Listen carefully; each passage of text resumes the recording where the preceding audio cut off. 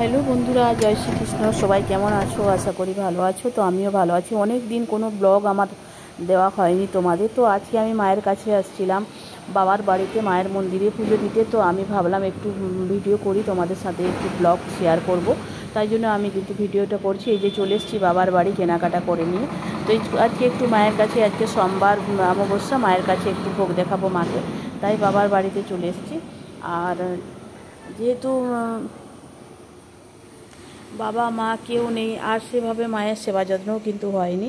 এই ব্রাহ্মণ দেওয়া আছে, এসে পুজো করে চলে যায়। আর বাড়িতে ওই যা মায়ের যে কাজ মোছামুছি, এগুলো বাড়ির বড় ভাইয়ের স্ত্রী ওখানে থাকে, আর বড় ভাই থাকে, তার ফ্যামিলি থাকে ওই বাড়িতে। আমরা তো সবাই যে যার ভাড়া বাড়িতে থাকি। তো গিয়েছি যখন, আমার ভাইয়ের মেয়ে মালা গাঁথছে, দেখছি অনেকটাই ভালো লাগলো দেখে, মন্দিরের কাজই করছে। আর আমার বড় ভাইয়ের স্ত্রী কিন্তু সে বলছে, দিদি তুমি চলে এসছো, আমি তাহলে উনুনটা ধরিয়ে দিই। আমি বলি হ্যাঁ ধরিয়ে দাও, কারণ ওগুলো আমাকে খুব হেল্প করে। ওই ভাইয়ের, আমার দুটো ভাইয়ের বউ ওই সব কাজগুলো আমাকে খুব হেল্প করে, অনেক হাতে হাত দিয়ে দেয়। তো আমিও যখন উনান ধরিয়ে দিল, আমি কড়াটা বসিয়ে দিলাম, মানে হাঁড়িটা বসিয়ে দিলাম। এবারে ওর মধ্যে ঘি দিয়ে আমি এবারে মায়ের প্রকাণ্ডটা শুরু করে দিলাম। তো চলো, মায়ের প্রকাণ্ড শুরু করার জন্য আমি ঘি দিয়ে দিলাম, ওর মধ্যে দিয়ে দিলাম চালটাকে একটু নেড়ে নেড়ে এবারে নাড়া হয়ে গেছে। আমি এবারে ওই চালটাতে যতটুকু পরিমাণে একটু জল দেব, পুরোটা তো দুধে সিদ্ধ করা যায় না, কারণ দুধে ততটা সিদ্ধ হয় না চাল।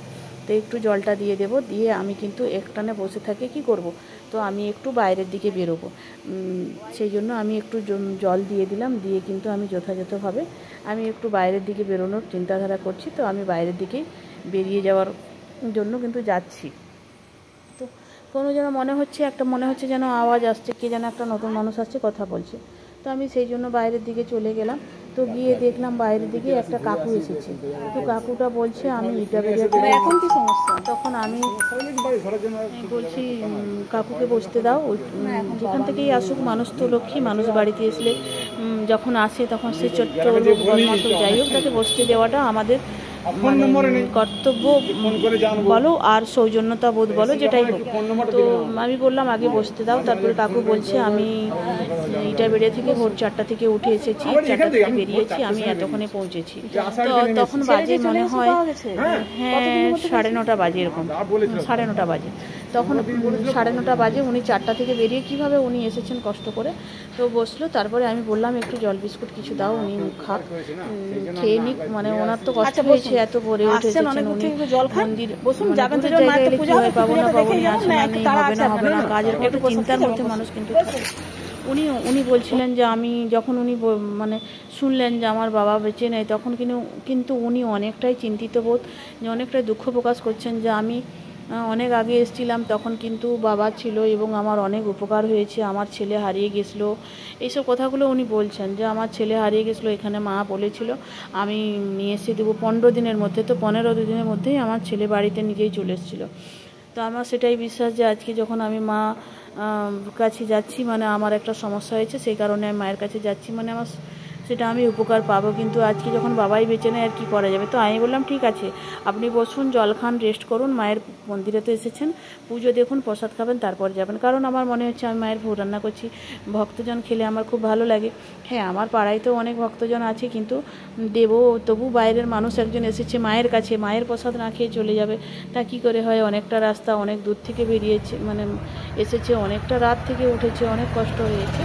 তো সেই জন্য উনিও বসে আছেন। আর আমার কিন্তু মায়ের প্রকাণ্ড মানে বানানো শেষ, আর মায়ের কাছে আমি প্রকাণ্ড পৌঁছেও দিয়েছি, আর ঠাকুরমশাই এসে গেছে। কিন্তু পুজো মানে যথাযথ টাইমে আমার কাজটা হয়েছে, কারণ আমি ভাবতেই পারছিলাম না টাইমে দিতে পারবো, যদি চলে আসে। তো মোটামুটি আমার প্রকাণ্ড করাও হয়ে গেছে, রান্না হয়ে গেছে।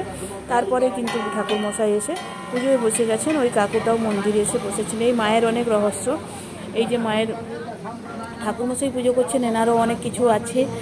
আর মানে আগের ইতিহাস আমি বলবো না। আর আগে পুজো করতো জেঠু, তারপরে বাবা নিজে করতো, বাবা তো করতো, তারপর বাবা এখানে চলে যেত রুগী দেখার জন্য, তখন জেঠু করতো। তারপরে বাবা নিজেই করার পরে, তারপর যখন বাবা মা দুজনেই চলে যায়, তখন ওই জেঠুকে ঘুরে আবার পুজো করার জন্য আমরা বলি। আর জেঠু না বলে না, অনেক পুজো ওনাদের, অনেক যজমান বাড়ি, তবু কিন্তু জেঠু না বলে না। যেই বলেছি জেঠু কিন্তু এক কথা রাজি হয়ে গেছে। কখনো জেঠু করে, কখনো জেঠু ছেলে করে, আবার কখনো তার নাতিও করে। তো সবাই মিলে যে যখন পারে করে, কিন্তু ভালো এনাদের মানে মানে তুলনা নেই। মানে ব্রাহ্মণ হিসাবে অনেকে অনেক রকম নোংরামি অনেক কিছু করে, কিন্তু আমাদের এই যে ব্রাহ্মণ জেঠু, এনার কোনো রকম নোংরামি মানে এনাদের কথা কোনো বলা যাবে না, এত সুন্দরভাবে পুজো পাঠ করে। আর এনাদের অনেক যজমান বাড়িও সুন্দর। তো চলো, মায়ের পুজো কিন্তু হচ্ছে। আর এই যে মায়ের পুজো আরতি হচ্ছে পঞ্চপ্রদীপ দিয়ে। তো এই পঞ্চপ্রদীপটার যে শিখাটা নিতে হয়, হাতে করে মাথাতে লাগাতে হয়, সেই জন্য কিন্তু জেঠু যা পুজো হয়ে যায় শিখাটা আমাদেরকে দিয়ে দেয়। তো দেখো অলরেডি শিখাটা আমাদেরকে দিয়ে দিল, আর আমরা সেই শিখাটা মাথায় নিচ্ছি, বাচ্চাকে দিচ্ছি।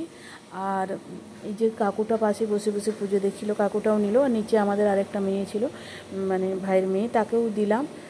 পুজো কিন্তু হয়ে গেছে। আর এই যে চাম্বর একটা দেখছো না, চাম্বর দিয়ে পুজো হচ্ছে। এই চাম্বরেরও অনেক রহস্য, সেটা একদিন পরে তোমাদের জানাবো। এই মায়ের অনেক রহস্য, মায়ের কাছে যা কিছু আছে, মা কিছু নিজে কিনতে দেয় না তার ভক্তকে, সমস্ত তার কিন্তু আলাদা বাইরের ভক্তরা দিয়ে যায়। মার কাছে যে যা মনস্কামনা জানায় পূর্ণ হয়। এবং যখন বাবা ছিলেন তখন অনেকের অনেক উপকার হয়েছে, তখন সবাই মানে মার এটা মার ওটা করে অনেক কিছু মাকে দিয়ে গেছে।